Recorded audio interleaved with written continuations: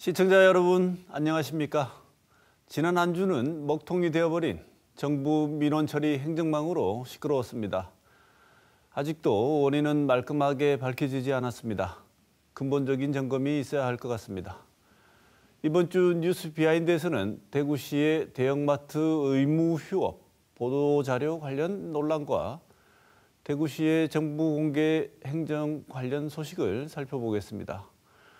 그리고 토크와이드 코너에서는 이문택 계명대 사회학과 교수로부터 정부가 추진하는 주 52시간제 일부 유연화가 노동시장에 어떤 영향을 주는지 들어보겠습니다. 시사톡톡 지금 시작합니다.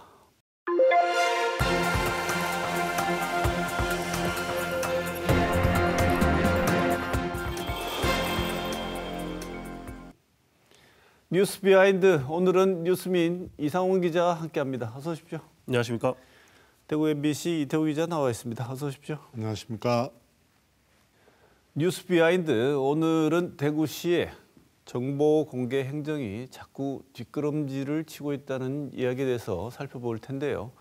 그보다 먼저 저희들이 지난 10월 초에 대형마트 의무 휴업일 평일 전환, 엇갈린 평가라는 주제로 다뤘던 내용인데, 이 내용에 관한 새로운 소식이 있다고 해서 이것 먼저 짚어보고 그다음 얘기 한번 살펴보겠습니다.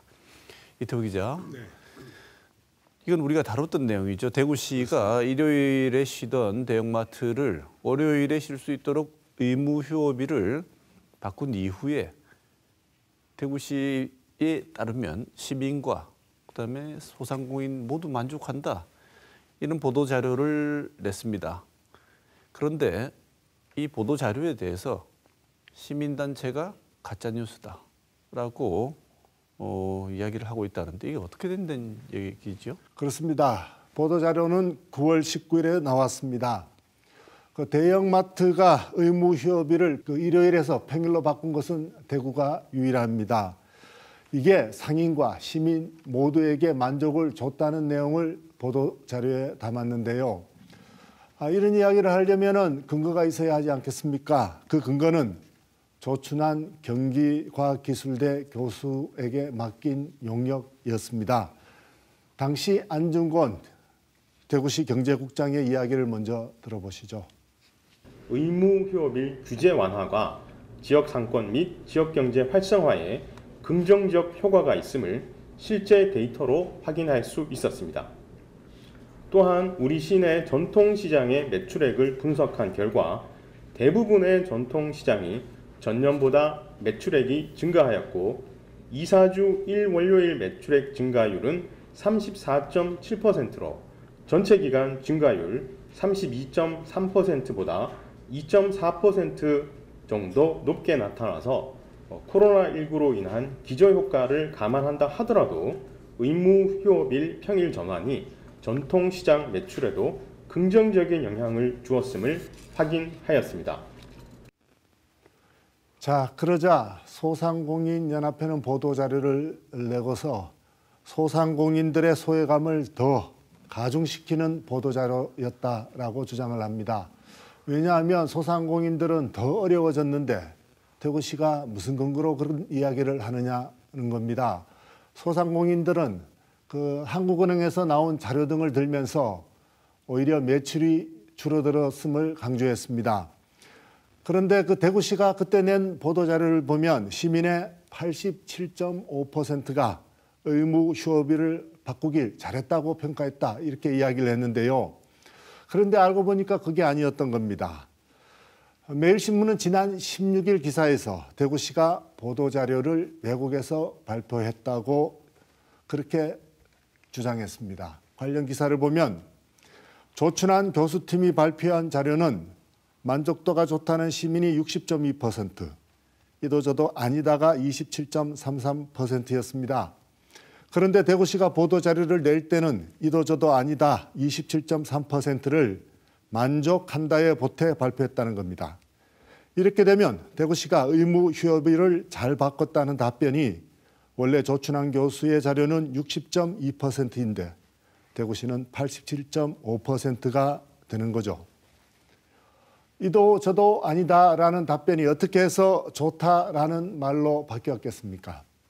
그래서 시민단체는 대구시가 가짜뉴스를 배포해서 심각한 폐해를 유발했다고 주장하고 있습니다.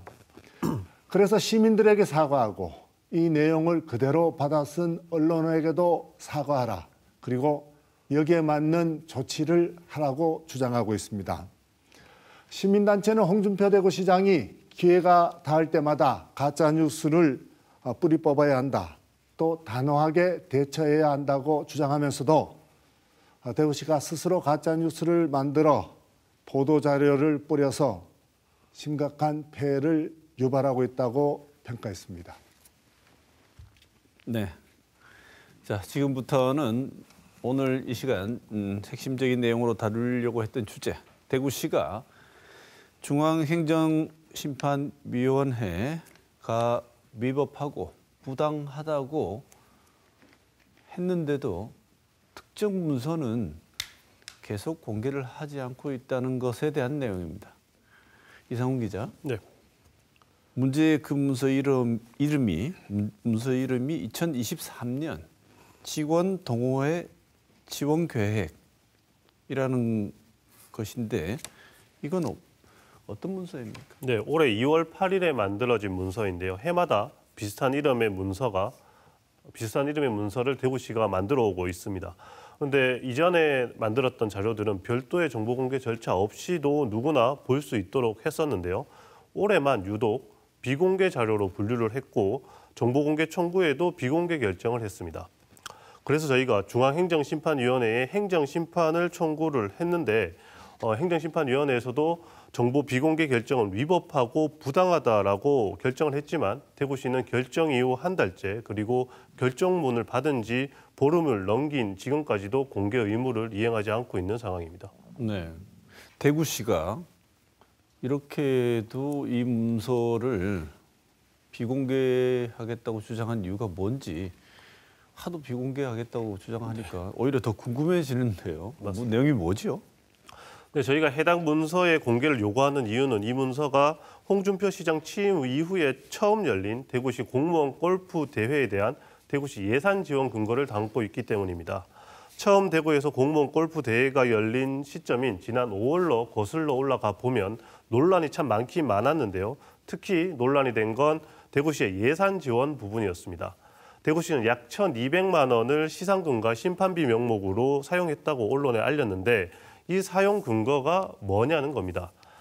대구시는 대회를 시청 공무원 골프 동호회인 2분 클럽이 개최하고 이에 따라서 마련한 동호회 지원 예산을 사용했다고 밝혔는데요.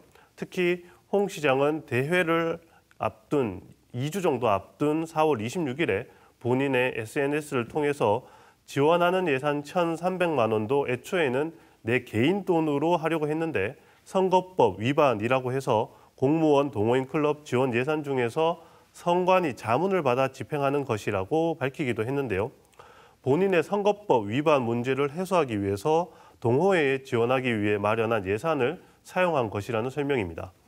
그렇다면은 동호회에 지원하는 예산은 어떤 기준으로 사용해야 하는지도 살펴볼 필요가 있고 저희가 관련 자료를 확인하던 중에 지난해 생산된 직원동호회 지원 계획을 살펴보게 됐는데 2022년 직원동호회 지원 계획 문건에 따르면 시상 등의 명목으로는 동호회 지원금을 쓸 수가 없었습니다. 자, 이런 문제는 2017년이나 2018년 직원동호회 지원 계획에서도 마찬가지입니다. 구체적으로 한번 살펴보면요. 계획 문건에는 집행 기준 항목을 통해서 지원비 집행의 구체적 사안을 나열하고 있습니다. 식비는 지원금의 30% 이내로 1인당 1회 8,000원 내로 써야 하고 강사료는 최대 30만 원까지는 가능하지만 교통 여건을 감안해 20% 범위에서 조정도 가능하다는 식으로 꽤 구체적으로 설명합니다. 국외 행사비, 기념품 구입비, 시상금은 지원 제외 항목으로 지원금 집행이 불가능합니다.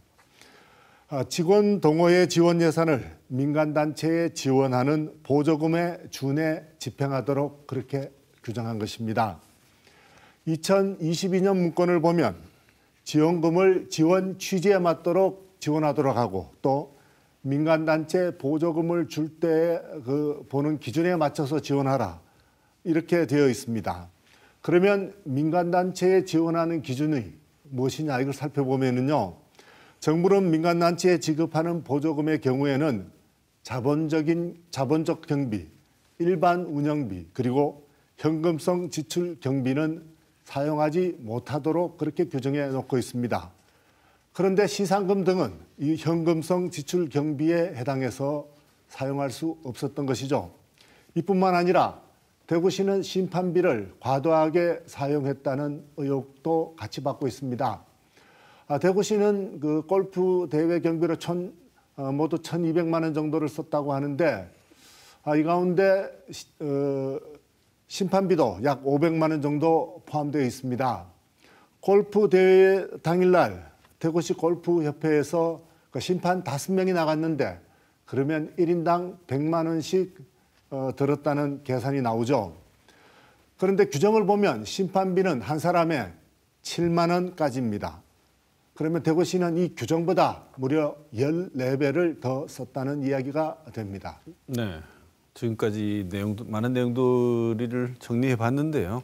이런 관련 내용들을 알기 위해서 요청을 했습니다만 대구시가 끈질기게 행정정보 공개를 꺼려서 결국은 중앙행정심판위원회라는 곳까지 가게 된 거 아니겠습니까? 네.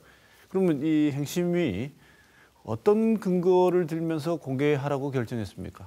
네, 일단은 대구시가 비공개한 이유부터 살펴보면요. 해당 계획을 계속 검토하고 있는 중이고 공개할 경우에 공정한 업무 수행에 방해가 된다라고 주장을 했습니다. 하지만 지난 11월 6일 행심위가 공개한 재결서를 보면 대구시의 주장은 모두 기각이 됐습니다. 행심위는 대구시가 2023년 생산한 정보가 과거 공개된 문서와 비교해 내용에 큰 차이가 없다라고 짚으면서 내부 검토 중에 있고 악용할 가능성이 있다고 주장하나 막연한 우려로 작성 완료된 업무 계획이 비공개 대상이 된다고 볼 수 없다라고 밝혔고요. 더해서 정보 공개로 공정한 업무 수행에 현저한 지장을 초래할 것이라고 볼 수 있는 정황이 확인되지 않는다라고도 판단했습니다. 행정심판으로 행정청의 처분이 위법하다고 판정이 나면 해당 행정청은 이를 바로잡는 의무를 이행을 해야 합니다. 하지만 대구시는 위법하다는 판정이 난 10월 17일로부터 한 달이 넘는 지금까지 재결서가 송달된 11월 6일로부터 보름이 넘는 현재까지 정보공개 이행 의무를 하지 않고 있고 정보공개 청구인인 저희에게도 아무런 설명이 없는 상태입니다. 저희는 대구시가 장기간 공개 의무를 이행하지 않을 여지가 있다고 보고 행정심판 결과의 의무 이행 강제성을 높이기 위해서 2017년에 마련한 간접강제 신청도 지난 17일에 해둔 상태입니다. 행정심판위원회가 간접강제 신청도 받아들인다면 대구시가 정보공개 의무를 이행하지 않을 경우 하루 30만 원씩 쓰지 않아도 될 세금을 더 쓰게 될 예정입니다. 네, 이태우 기자. 네. 그럼에도 불구하고 대구시는 공개하지 않겠다는 뜻을 숨기지 않는 것처럼 보이는데요. 이 문제 대구시의회에서도 여전히 지적되고 다뤄진 문제죠? 그렇습니다. 행정사무감사입니다. 지난 10일이었습니다. 대구시 행정국에 대한 행정사무감사에서 이성우 대구시 의원은 행심위 결과대로 대구시에게 공개하라고 주문했지만 대구시 행정국장은 검토 중이다라는 말을 되풀이할 뿐이었습니다. 관련 영상 한번 직접 보시죠. 공개하시지. 문제가 없다면 공개를 하시지 왜 안 해요? 예, 거기는 뭐 행정심판 결과에 따라서 저희들이 관련 절차를 지금 검토해서 조치를 할 계획입니다. 계획이 있습니까? 예. 그러면 지금 바로 그러면 비공개하지 마시고 내일이라도 공개해버리죠 그랬어요. 그러면 이게 다 이런 여러 가지로 문제점이 있다 해소가 될 거 아닙니까? 행정사무감사에서는 대구시의 정보 비공개 결정이 점점 더 늘고 있음도 지적이 됐습니다. 특히 홍준표 대구시장 취임 이후에 이런 경향이 더욱더 더 뚜렷해지고 있는데요. 이런 행정 정보 비공개는 특히 홍준표 시장과 관련된 그런 사안일 경우 더 심했습니다. 예를 들면 큐어 축제나 금방 다루었던 골프 대회 같은 것이죠.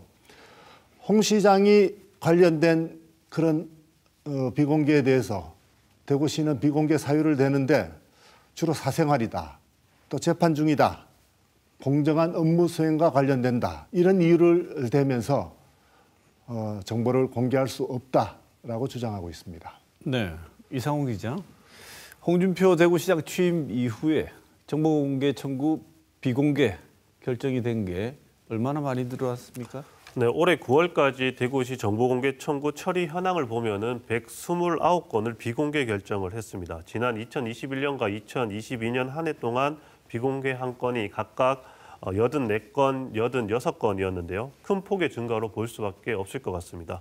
올해 3분기 기준으로만 벌써 앞선 해에 50% 이상 증가한 것이어서 1년치를 집계하면 차이는 더 벌어질 수 있을 것 같습니다. 네, 비공개 사유를 보면 좀 우픈데요. 가장 많이 제시된 건 공정한 업무 수행 지장이 33건입니다. 지난해보다 50% 증가했습니다. 영업상 비밀 침해가 30건, 개인 사생활 침해 25건, 재판 관련 정보는 19건 순으로 뒤를 잇는데 각각 전년 대비 57.9%, 56.3%, 137.5% 증가했습니다.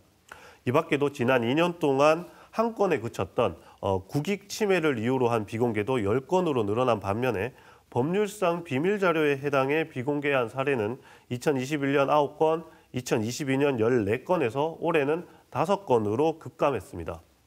원문 정보 공개 역시 등록 건수가 큰 폭으로 줄고 있습니다. 2021년 21,629건을 등록하고 이 중에 13,519건을 원문 공개했지만 2022년 17,716건으로 등록 건수만 전년 대비 20%가량 줄었고요. 원문 공개 자료도 11,430건으로 감소했습니다. 올해는 9월까지만 13,546건을 등록하고 8,899건만 원문을 공개했는데요. 지금 속도면 원문 등록 정보도 전년도와 비슷하거나 적을 전망입니다. 네, 오늘 준비한 소식은 여기까지입니다. 취재하신 두 분 기자 수고하셨습니다. 뉴스 비하인드 오늘 여기서 마치겠습니다. 고맙습니다.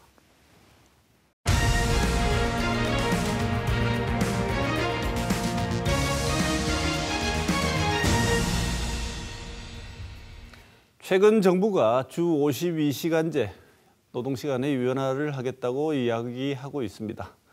기본 틀은 유지하면서 일부 업종과 직종에 한해서 연장근로 단위의 선택권을 주겠다는 것인데요. 오늘 이 문제에 대해서 이문택 계명대 사회학과 교수 모시고 주요 쟁점, 우려되는 사안 한번 말씀 들어보겠습니다. 교수님 어서 오십시오. 네, 안녕하세요. 말씀드린 것처럼 정부가 유연화 정책을 기본 방향으로 설정하고 있는 것 같습니다. 개편 방향을 내놓았는데요. 핵심이 무엇이고 이쪽 분야의 전문가로서 어떤 점이 우려되고 보완을 해야 될 것인지 일단 자세한 내용을 하나씩 짚어보겠습니다만 네. 그냥 핵심 내용을 가장 먼저 한번 짚어보고 시작하시죠. 네, 작년에 그 정부가 노동개혁 1호 정책으로 그 69시간제를 꺼냈다가 그것도 국민들의 반응이 탐탁치 않았고요. 호된 질책도 받았습니다. 그래서 이번에는 주 52시간제 현행 근로시간제를 유지하면서 이제 업종과 직종에 따라서는 좀 유연하게 적용을 하겠다. 다시 말하면 일부 필요한 곳에서는 특정 시간에 더 일을 하고 쉴 때는 쉬게 하겠다. 뭐 이런 얘기인데요. 사실은 일부 업종에서 이제 그런 수요가 있는 것도 사실입니다. 우리 산업 구조가 굉장히 다변화되면서 그 일부 중소사업장에서는 분명히 그러한 요청이 있는 것도 사실이고요. 또 일부 근로자 같은 경우는 노동 시간을 통해서 임금을 확보한다는 측면에서 약간의 이제 유연한 노동 시간 그 연장에 대한 수요도 있는 셈이고요. 근데 문제는 우리가 지금 주 52시간제, 사실은 엄격히 얘기하면 이제 주 40시간 근로제죠. 최대 연장 12시간까지 해서 52시간 근로제가 이제 막 정착한 지 몇 년 되지가 않습니다. 네. 2018년 7월에 처음 이 제도가 이제 확정이 됐고요. 사업장 규모별로 적용이 돼서 2021년 이후에 이제 5인 이상 사업장까지 적용이 된 것이기 때문에 실제 따져보면 이제 한 2년 남짓 전체 사업장이 적용이 된다 하는 지금 국면인데 지금 이 제도가 정착되기 전에 다시 50시간 근로시간 유연제를 얘기하는 것은 조금 섣부른 판단이 아닌가. 제도의 안착 이후에 문제점이 더 드러나거나 수요가 있으면 그때 해도 되지 않을까 하는 생각인데요. 조금 아쉬운 측면이 있습니다. 네. 예. 그러면 교수님 말씀에 따르면 새로운 제도에 따른 적응 기간에 발생할 수 있는 다소간의 불협화음이나 부작용이 네. 이제 나타나고 좀 있으면 정리될 수 있을 가능성도 있는데 그런 모든 제도가 제도가 그렇죠. 시행되면 시행착오가 있는 거죠. 그 과정에 있는 속에서 이걸 너무 부작용이라고만 보지 말고 적응 과정이라고 또 봐도 될 텐데 네. 너무 성급하게 또다시 조정을 시도하는 게 아닌가 이런 생각을 말씀을 주셨는데 네. 근데 당초 이 정부 윤석열 정부의 노동개혁안은 69시간인데 지금 현행 주 52시간제를 기본 틀은 유지하겠다고 하고 약간의 유연을 도입하겠다는 것은 애당초 제시했던 69시간제보다는 후퇴한 거라고 보십니까? 그런 셈이죠. 당시에 그 안이 나왔을 때 워낙 이제 반발이 심했으니까요. 뭐 노동계뿐만이 아니라 사실은 사업주도 그 안을 그대로 받기에는 적지 않은 부담이 있습니다. 왜냐하면 근로시간만 늘어나는 것이 아니라 임금이 어느 정도 보존이 돼야 되는 것이고요. 그다음에 사회보험 비용도 증가하기 때문에 단순하게 이걸 이제 시간만으로 이렇게 환산하기는 어렵고 또 그렇게 장기 근로를 일하다 보면은 우려되는 건강권 침해나 산업재해 위험들도 있기 때문에 이게 단순하게 볼 측면은 아닌 것 같습니다. 네. 아까 교수님 말씀하셨지만 이 처음에 69시간을 얘기했을 때 강한 국민적 여론에서의 어떤 저항이 있지 않았습니까? 그것 때문에 그것을 국민 여론을 의식하지 않을 수 없겠죠. 그래서 고용노동부가 이번에 개편안 내놓을 때 국민 여론 조사를 했다고 합니다. 네. 그런데 그 여론 조사를 했는데 그 결과를 반영해서 이런 개편안을 만들었다는 제안을 하고 있지만 노동계에서 볼 때는 답은 정해져 있는 설문이었다. 그래서 국민 여론을 제대로 수렴했다고 보기 어렵다. 이렇게 비판을 하고 있다는데 이번에 나온 개편안 교수님 개인적인 입장에서는 국민 여론을 어떻게 잘 반영했다고 보십니까?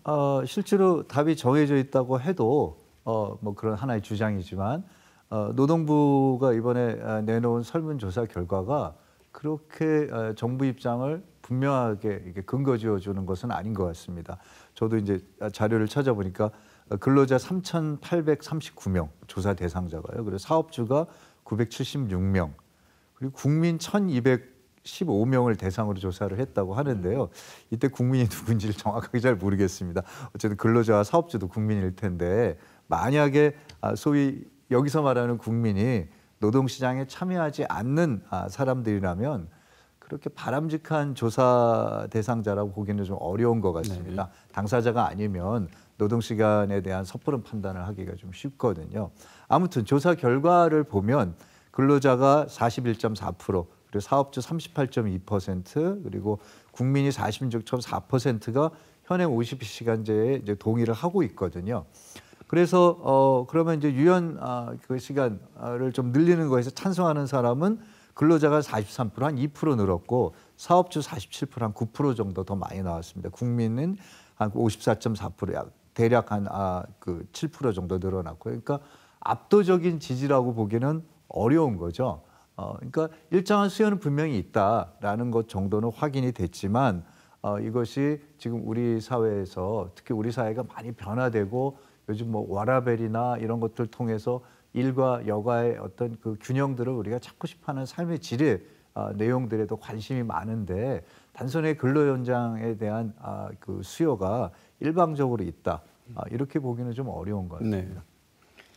국민이라고 분류되어 있는 사람들이 누군지도 참 애매하다고 말씀을 주셨는데 그거 말고도 이번 정부 발표를 보면요. 필요한 업종, 직종에 한해서 노사가 원하는 경우 제도 개편을 추진한다 이렇게 되어 있습니다. 네. 참 여러 가지 애매한 말들이 많은데요. 특히나 이 노측입니다. 노측. 이 노동자 측이라고 되어 있는데 노사가 원하는 경우 여기서 노측이 말하는 게 개별 사업장의 노동조합인지 아니면 전국적인 단위의 민주노총, 한국노총 같은 가장 큰 노동자 단체 전반을 다 포괄하는 건지 교수님 어떻게 보시나요? 네. 아마 이제 수요는 노동조합이 없는 중소사업장에서 더 많을 것으로 예측이 됩니다. 그러나 이제 제도라는 것은 그러한 모든 개별적 사안들을 모아가지고 이렇게 하기는 어려울 것이고요.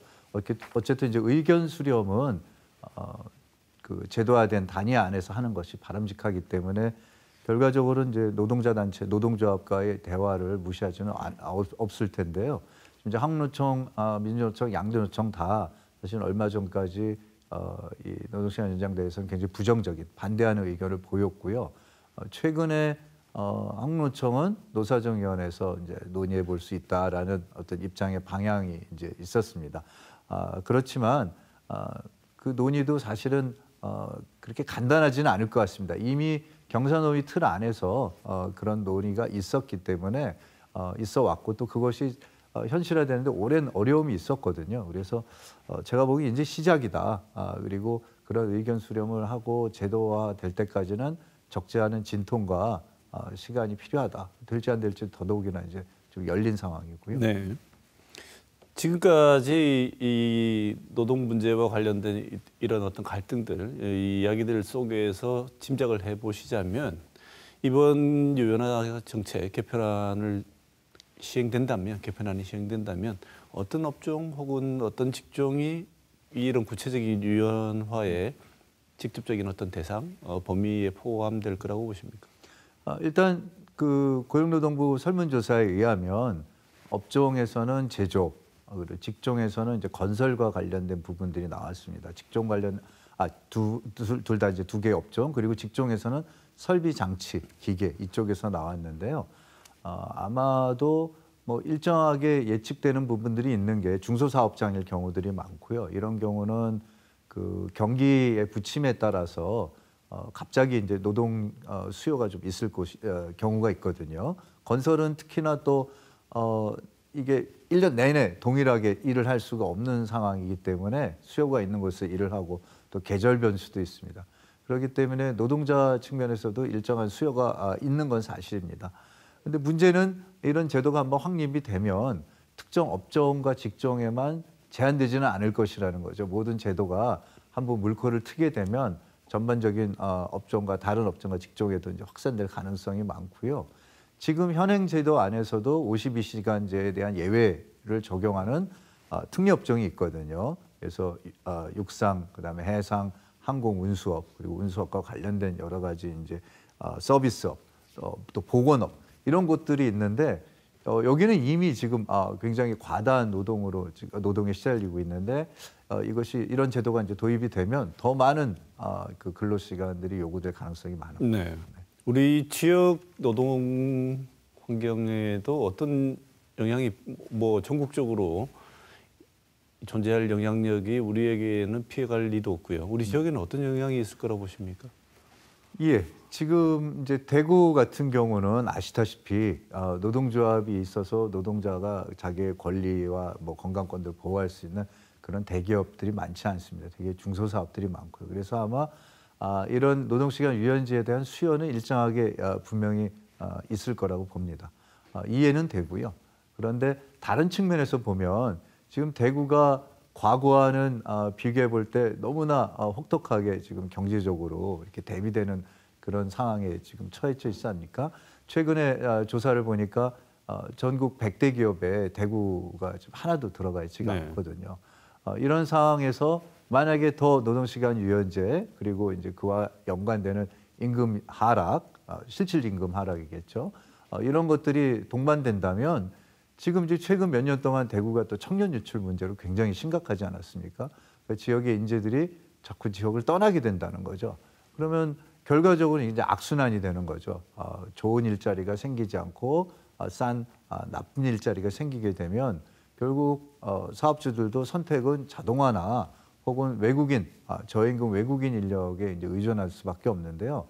그러면 지역 경제 입장에서는 굉장히 이제 암울한 전망들이 이제 예고가 되는 것이기 때문에 단순하게 이 근시안적인 측면보다는 중장기적인 전망을 보고 이 문제에 접근하는 것이 바람직하다고 보겠습니다. 지금 당장은 우리 지역에서 유연화를 반기는 기업들이 있을지 몰라도 그게 좋아 보이는 것만은 아니고 예, 예. 장기적인 관점에서 구조적인 위기를 초래할 수 있는 여지를 굉장히 많이 배태하고 있는 게 지금 이 맞습니다. 유연화 정책이다 이렇게 보시는군요. 지금 노사가 이런 정책이 나오면 뭐 입장이 다르니까요. 네. 서로 다른 얘기를 할 수밖에 없는데 두 노동계와 경영계 반응이 어떻습니까? 뭐 아시다시피 이미 모두에서 말씀하신 것처럼 굉장히 대비적인 입장을 갖고 있는 것이죠. 뭐 그것은 저는 당연하다고 봅니다. 어떤 정책이 나올 때 처음부터 이렇게 합의점을 이루기는 쉽지 않다고 봅니다. 문제는 이 문제를 푸는 조건을 우리가 분명히 인식해야 되는데요.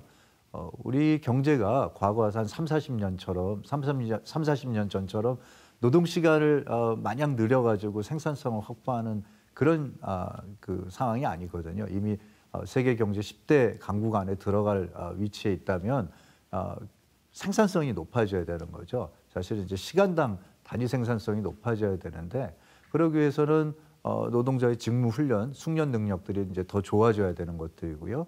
근데 그것은 하루아침에 되는 것이 아니거든요. 정부가 투자도 해야 되고 물론 이제 사업주도 투자를 해야 되는 것들이고요. 노동자도 그러한 직무 훈련들을 꾸준히 받아들일 자세가 돼 있어야 됩니다. 간단한 문제가 아니죠. 그래서 조금 이런 방식의 설계가 필요하고 예를 들어서 또 다른 업종에서는 단순한 근로시간 유연제가 필요한 것이 있다면 그건 이제 그런 문제가 해결된 이후에 논의를 해야 되지 이 순서가 좀 뒤바뀌지 않았나. 그래서 노사가 그런 면에서는 훨씬 더 지금 창의적이고 혁신적인 사고가 필요하다. 자세도 필요하다. 이렇게 말씀드릴 수 있겠습니다. 네. 정부가 이번에 유연화 정책을 내놓자마자 이 걱정하는 쪽에 있던 분들은 네. 이 유연화란 말이 52시간의 기본 틀은 유지한다고 하더라도 69시간 노동 시간을 얘기를 했기 때문에 그 정책의 그림자가 자꾸 어른거린다고 의심할 수밖에 없는 상황인데 자꾸 그렇게 그런 걸로 의식해서 걱정하는 사람들이 많으니까 정부는 안전장치가 있다. 네. 그래서 그런 방식으로 진행되지 않는 안전장치를 마련하겠다고 했는데 이 내용이 뭐고 교수님 어떻게 평가하십니까? 이 안전장치에 대해서. 예, 이 안전장치라는 것은 어쨌든 예를 들어서 주 단위로 52시간제를 월 단위로 환산하면 예를 들어서 지난달에는 한 40몇 시간 일하다가 50몇 시간 일하다가 이번 달에는 줄여서 40몇 시간 일하면 된다라는 얘기인데 사실 그러기가 쉽지가 않죠. 만약에 이제 그런 제도를 도입하려고 한다면 독일 같은 경우는 건설업 같은 데서는 근로시간 계좌제라는 게 있습니다. 왜냐하면 이제 건설 노동자들이 여름에는 일을 많이 할 수 있지만 겨울에는 날씨 계절적인 변수 때문에 상대적으로 일을 못 할 수가 있지 않습니까? 네. 그러면 여름에 그 초과 노동을 하는 거죠. 쉽게 말하면 이제 계좌에다가 전체 노동 시간의 일부를 이제 저축을 해놓고 겨울에는 상대적으로 이제 쉬어 가더라도 임금을 보전해주고 사회정책 비용들을 이제 보전해주는 겁니다. 이런 제도가 있다면야 뭐 거부할 이유가 없겠죠. 그런데 사실 이렇게 가려면 굉장히 사용자의 반발도 많을 것입니다. 그렇기 때문에 이제 쉽지가 않은 거죠. 만약에 이와 유사한 어떤 제도를 우리가 동원하려고 한다면 제도적 보강이 먼저 필요한데요. 그런 의미에서 결국은 이제 그 임금 이외에 다른 비용 요소들을 어떻게 고민할 것인가. 그다음에 또 연장 근무를 하더라도 적정한 임금이 보존돼야 될 것이고 아까 말씀드렸던 것처럼 오래 일하게 되면 아무래도 건강권 침해가 또 있을 것이고요. 그래서 이러한 여러 가지 제도적 보완을 정부가 이제 안전장치 안에 고민을 하는지 좀 의구심이 듭니다. 만약에 이제 그런 것이 이루어지려면 이게 하루아침에 될 일은 아닌 네. 것이죠. 예. 안전장치를 마련하겠다고 말은 하고 있으나 이 안전장치가 그렇게 빠른 시간 안에 마련될 수 없는 내용들인데 네, 맞습니다. 지금 마련이 이미 됐다고 한다면 그건 안전하지 않은 것이고 안전하지 않은 것이죠. 네, 안전장치가 되려면 시간이 더 필요하다. 맞습니다. 훨씬 많은 준비를 해야 할 것이다. 실효성은 다소 의심스럽다 이렇게 네. 보시는군요. 8개월 만에 내놓았는데 전체적으로 교수님의 평가는 조금 더 고민하고 제도적인 방안을 더 설계를 해야 한다는 쪽으로 말씀을 주고 네, 계신 것 맞습니다. 같습니다. 예. 항상 이런 제도 내놓을 때가 되면 찬성하는 쪽과 반대하는 쪽 마찬가지입니다. 본인들이 유리한 해외 사례를 막 갖다가 예, 그렇죠. 주장의 근거를 삼는데요. 교수님 보실 때는 주요국 우리가 말씀 주신 대로 경제 10대 강국 안에 들어가는 상황이다 이렇게 말씀 주셨는데 그럼 해외 주요국들 비교해 보면 비슷한 상황에서 지금 우리가 실시하려는 이 제도를 그런 종합적인 어떤 전체적인 맥락 안에서 본다면 어떻게 평가하실 수 있나요? 뭐 사회자님께서도 이미 아시고 국민들도 이미 들어서 알고 계시듯이 지금 서양에서는 오히려 주 4일제 근무 얘기도 나오고 있거든요. 그만큼 이제 노동 생산성이라는 것을 확보하는 것이 굉장히 중요합니다. 또 한편으로는 많은 그 노동자들 특히 이제 젊은 층으로 내려갈수록 많이 버는 것도 중요하지만 또 여가 그리고 삶의 질에 대한 관심도가 높아졌거든요. 그렇기 때문에 이것들을 충족시키는 것이 굉장히 중요합니다. 또 우리가 한편으로는 고령화 사회에 지금 진입하고 있지 않습니까? 그래서 절대적인 노동력이 줄어들는 건 사실인데 이것을 단순하게 시간으로 만약에 우리가 채우려고 한다면 결국은 이제 외국인 인력에 대한 수요도 자연스럽게 늘어날 수밖에 없는 것입니다. 그러한 것들이 불러온 그 여러 그 위험성들을 우리가 미국의 대통령 트럼프 출범할 당시에도 봤고, 그다음에 유럽에서는 브렉시트라고 하는 상황들을 봤기 때문에 이게 단순하게 생각할 문제는 아니고요. 일단 외국 인력이 유입되고 나서는 우리 사회가 그 문제를 다 떠안아야 되거든요. 그러니까 이제 이러한 문제들이 다 난제들이 이 안에 뒤섞여 있기 때문에 노동시간 유연제라고 하는 것들은 분명히 수요는 있지만 그 수요에 대한 현실적인 진단 이전에 우리가 이 제도가 정착한 지가 아까 말씀드렸던 것처럼 얼마 되지 않기 때문에 이 제도를 어떻게 효율적으로 운영할지에 대한 고민들을 하고, 그래서 이제 나오는 문제점이 있다면 정말 이제 그 문제점이 있는 업종이나 직종을 찾아야겠죠. 아까 말씀드렸던 것처럼 근로시간 계좌제 같은 것도 하나의 방법인데요. 그것이 우리나라에 도입되기에는 굉장히 또 많은 난관들이 있습니다. 차측에서 이제 비용 부담이라는 측면도 있고요. 그래서 이러한 문제를 실질적으로 다 테이블에 올려놓고 나서 우리가 평가를 해야지, 단순한 눈앞에 보이는 수요가 있다고 해서 그거를 충족시켜주고 나면 이제까지 제도가 이제 더 흐트러질 가능성이 있기 때문에 좀 지금은 좀 너무 조급하게 판단을 하고 있다고 생각을 합니다. 네. 네. 전체적으로 지금 말씀 주신 내용들과 연관된 거 오늘 주제와 관련된 내용으로 포괄임금제도 있지 않습니까? 예, 예. 이것은 약간 뭐 고용노동부가 더 물러선 것 같은데요. 교수님 어떻게 평가하십니까? 포괄임금제는 뭐 이미 말이 많이 되고 있고 기업에서 뭐 철폐하기도 하는 상황인데요. 쉽게 말하면 이제 포괄임금제는 수당을 급여 안에 다 포함해서 주겠다는 거잖아요. 그러니까 이제 실제 근로시간 무관하게 야근 뭐 그다음에 재반 수당들이 다 포함됐다는 거죠. 이게 이제 최근에는 코로나에는 재택근무까지 포함해서 재택근무를 하면은 정해진 시간만 일하는 건 아니기 때문에 여러 가지 이제 문제들이 발생을 하고 있습니다.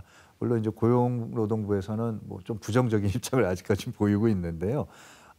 어쨌든 실제로 이제 그런 근로 시간을 제대로 산정하기 어려운 직종과 직군이 있는 것은 사실이지만 이제까지 편법이 많이 존재했고요. 실제로 고용노동부 2020년 그 통계에 보면은 전국 10명 이상 사업장 2,522곳을 조사를 했는데 37.7%가 이미 그 법정수당 실제로 일한 시간 이외의 임금을 지불하지 않았다 이렇게 나오고 있거든요. 그러니까 굉장히 노동자 입장에서 보면은 문제가 많은 것이죠. 그래서 최근에는 뭐 카카오나 넥슨, 뭐 넷마블 이런 데서는 아예 포괄임금제를 철폐하기도 했습니다. 그래서 근로시간 유연제도 자칫 이거하고 같이 연동이 되면 아까 제가 말씀드린 것처럼 임금 보존에 있어서는 굉장히 치명적인 문제가 발생할 수 있는 것이죠. 네.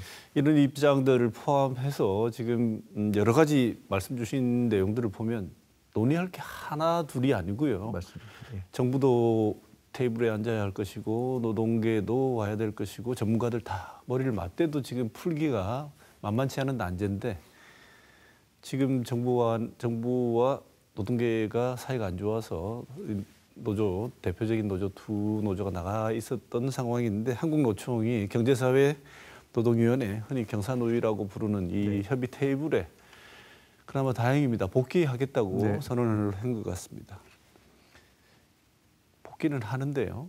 교수님 전망에 이 논의 과정이 앞으로 어떻게 될 것이라고 보십니까?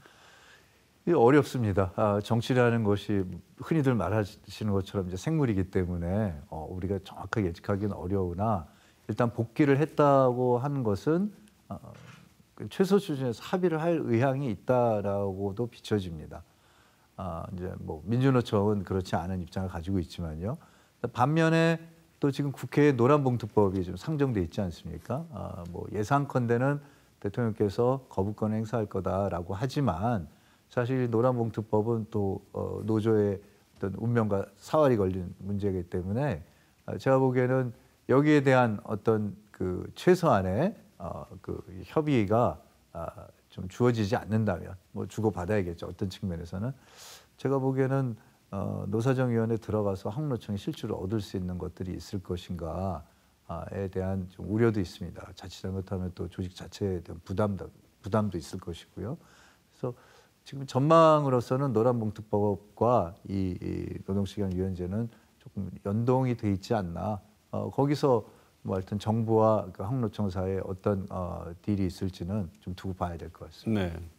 교수님 말씀 듣다 보니까 노란봉투법과 이게 거부권이 행사되면은 폭발할 수 있는 잠재력을 가지고 있는 얘기를 하고 계신데 그렇다면 지금과 같은 방식의 근로시간 관련 개편 논의는 앞으로 어떤 점이 더 보강되고 어떤 이야기의 형식 혹은 협상의 테이블이 또는 논의의 테이블이 어떻게 바뀌어야 된다 예. 제안하고 싶은 게 있으시면 네. 말씀 좀 주시죠. 그러니까 근로시간 유연제 자체는 그 자체로는 우리가 부정적일 필요는 없습니다. 결국 이제 시장의 수요가 워낙 빨리 변하고 있기 때문에 그 어느 정도는 필요한 것이죠. 그런데 유연하게 일을 시키려고 한다면 당연히 유연하게 일하는 사람들의 안전장치, 아까 말씀했던 안전장치가 필요한 것이죠. 그것이 그 뭐 임금도 필요하시고 노동 조건도 필요한 것이고요. 그러기 위해서는 기존의 제도가 과거 같은 방식으로는 이것을 유지시켜주기가 어렵습니다. 그런 논의가 먼저 돼야 되는 것이고요. 두 번째는 우리 산업 구조가 굉장히 빠르게 변했습니다. 옛날에는 장시간 노동으로 생산성을 확보해서 수익을 낼 수 있는 그런 산업들이 많았습니다. 지금 세계 경제 10위권의 우리 산업 경제 구조는 그렇지가 않거든요.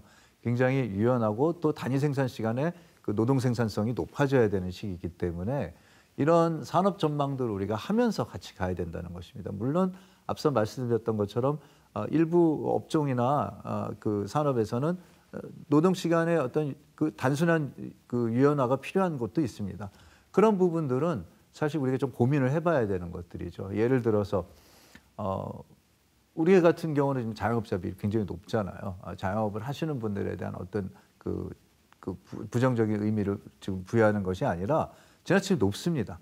그럼 산업 경제 구조가 바뀌어야 되는 거거든요. 자영업을 하기보다는 특정한 곳에서 이제 노동을 하고 임금을 얻을 수 있는 이런 좋은 일자리가 많이 생겨난다면 자영업자 비율이 자연스럽게 좀 줄어들겠죠. 이것도 일종의 이제 산업 구조고요. 그리고 이제 영세 사업장도 보면 거기에 대한 여러 가지 이제 구조 조정의 의미도 좀 필요성도 있습니다. 이런 것들이 전반적으로 진행이 된 이후에 근로시간 유연제가 돼야 되는데 지금은 단지 필요하기 때문에 쉽게 말하면 이제 그 산소호흡기를 붙여주는 방식인데 우리가 아시다시피 병원에 산소호흡기 붙인다고 모든 환자들이 살아나는 건 아니거든요. 그래서 전반적인 그런 근본적인 그 전략과 그다음에 그 전망들을 제공해주고 그랬을 때는 이런 논의들이 또 필요하다고도 생각합니다. 네. 보다 더 큰 틀에서 이 문제를 바라보는 게 중요하다고 말씀 주시는 것 같은데 시간이 다 돼서 마지막으로 끝으로 질문을 드리고 싶은 것은 주 52시간 근로시간 개편이 윤석열 정부의 1호 법안, 1호 노동개혁 1호 법안입니다. 이쪽 방향으로 나가겠다고 설명한 것인데요. 네. 그래서 약간의 유연화가 나왔지만 전면적인 어떤 개혁 혹은 보다 더 큰 틀에서의 손질이 있을 가능성도 있다고 봅니다. 혹시 그런 게 시도된다면 아니면 지금 유연화에 덧붙여서 이런 부분이 부족하니까 교수님 생각에는 이 부분은 최소한 아까 말씀하신 큰 틀에서의 개편은 장기 과제니까 그래도 지금 당장 이런 법안에 손을 대겠다고 하고 방향을 설정하겠다면 이것만은 염두에 둬야 한다. 이런 조언을 주시겠다면 어떤 것인지 듣고 오늘 마무리하겠습니다. 네, 기본적으로 뭐 근로시간 유연의 필요성이 일부 존재하는 건 분명한 사실이고요. 아까 말씀드렸지만 그렇지만 이제 기능적 유연성들을 높여야 된다. 우리가 보다 생산성을 많이 높이기 위해서는 결국은 이제 직무 능력이 좋아져야 되거든요. 이것은 우리가 대학생들이 졸업하고 대학교 배운 지식을 가지고 평생 버틸 수 없는 것 똑같습니다. 결국은 국가가 그리고 이제 사용주가 거기에 대한 투자를 아끼지 말아야 되는 것이고요. 또 노동자들 입장에서도 보면 그런 직무 훈련을 회피할 필요가 없는 것이죠. 이러한 것들이 일반적으로 이제 우리가 먼저 제도적으로 안착이 돼야 이것도 간단한 문제는 아니지만 근로시간 유연제에 대한 다른 논의들을 할 수 있지만 지금처럼 수량적 유연화만 얘기하는 근로시간 유연제는 결과적으로는 윈윈하기 어렵다. 그런 말씀드립니다. 네. 오늘 토크와이드 주 52시간 근로시간 유연화를 정부가 이야기하고 이 문제에 대한 여러 가지 쟁점 그리고 앞으로 보완해야 될 점에 대해서 이문택 계명대 사회학과 교수 모시고 좋은 말씀 들었습니다. 교수님 고맙습니다. 네, 감사합니다.